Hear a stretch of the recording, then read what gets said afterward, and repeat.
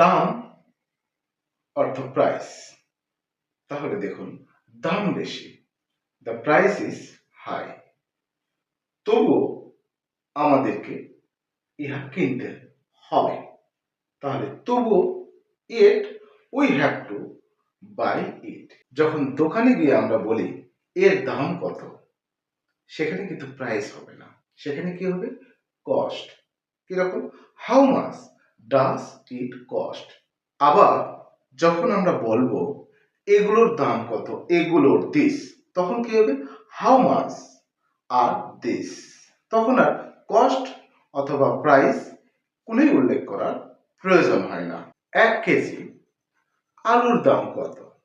দেখুন, how much for a kilo of potato. কিন্তু যখন আমরা বলবো মূল্য কত, সেখানে প্রাইস আসবে।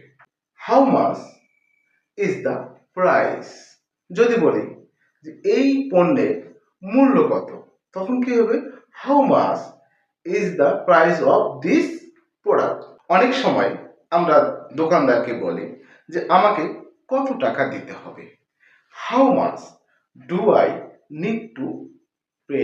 আবার অনেক সময় বলি এটা কত হবে, ঠিক আছে না? তখন কি হবে? How much will it be. সর্বশেষে আমরা বলি মোট কত, এখানে কি হবে? How much is the total. Total অর্থ মোট। তো যাই হোক বন্ধুরা, দোকানে গেলে কোনো কিছু কিনতে টাকা লাগে, আর যার টাকা থাকে না তার কেউ থাকে না।